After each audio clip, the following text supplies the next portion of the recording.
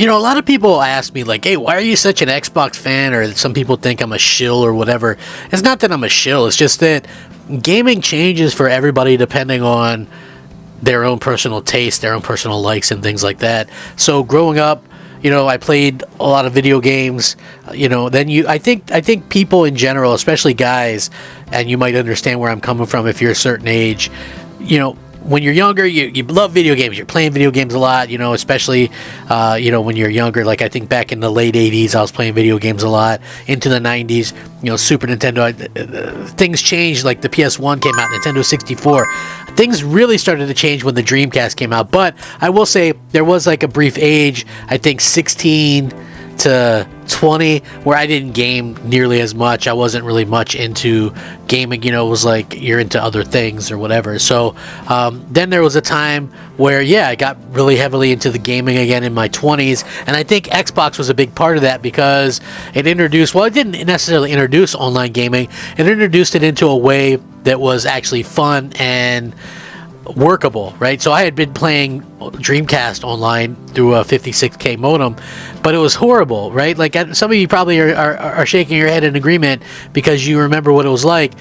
You're literally staggering across the screen, and like plays with guy. I was playing like NFL 2K1 or whatever, and it would just glitch out. You would miss a tackle, or it just wasn't good, right? Xbox came out, you needed Ethernet. I had to upgrade. I had to get Ethernet. The way that they did the rankings, the voice chat, you could do cool things like change your voice or whatever. I thought that was really cool. At the end of the day, Microsoft was doing things really, really right. Now, I'm a fan of Xbox. I think when you're a fan of something, like you have to kind of know what you're doing. Like, would you go to a mechanic that didn't know anything about cars, right?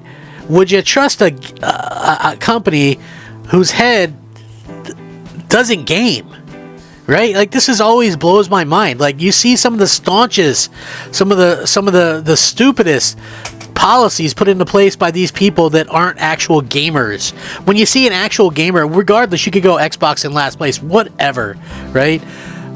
What Microsoft is doing is so far above what the other two companies are doing in terms of gamer friendliness, developer friendliness, and it's because Phil Spencer's a gamer. Now we know how much of a gamer he is. It's like, it's pretty awesome to see, and it really kind of backs to play. So, gaming CEO of Microsoft, Xbox, spent 917 hours playing Xbox games this year, and his most played game was Starfield. So I think that really goes to show sort of what everybody is kind of talking about anyway when it comes to why would you like Xbox. Listen, Xbox hasn't always been run by gamers, right? When it was at first, and then things change, you get suits up in there, sort of like what happened at PlayStation, and boom, what happens when PlayStation isn't run by gamers? They start to get real cocky and do things that aren't really gamer-centered. Although Microsoft Gaming CEO Phil Spencer is in charge of a huge game division, he still finds plenty of time to game throughout the year. If you're wondering just how many hours he's racked up in all things Xbox, he's now shared his official year in review data for 2023. All up, Phil has put in 917 hours of playtime in an Xbox game, with his most played game genre being role-playing. His top game of the year, Bethesda's Starfield, spending 148 hours in the game, followed by Blizzard's Diablo 4, where he's been slaying demons for 143 hours now.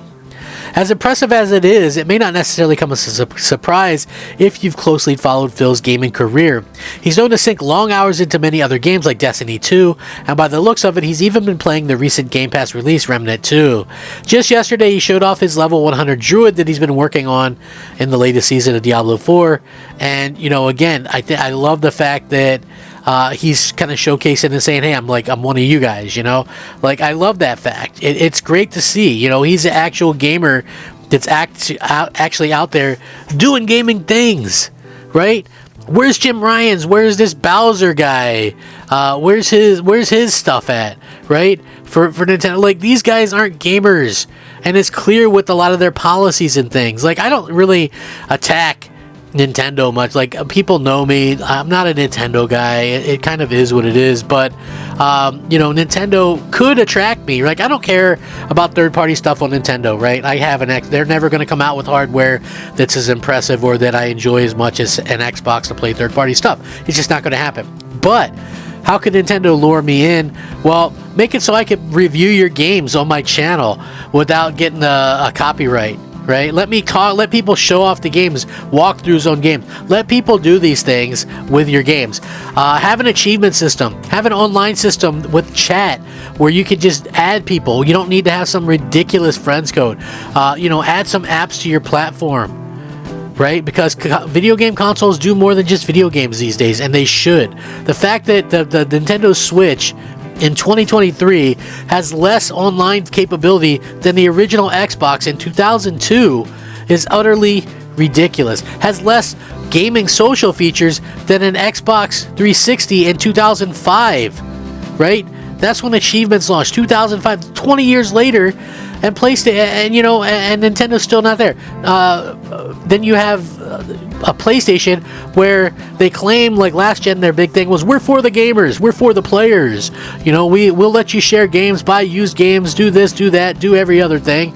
And they did a good job of getting people hyped. Good commercials and E3s, and now it's like they cut off that communication with the fans completely. You get zero roadmap, zero announcements, raising prices on everything, going to games as a service, completely getting away from what Sony is good at, which is their single player games. Why on earth Naughty Dog was ever given a green light to do a multiplayer game, I'll never know.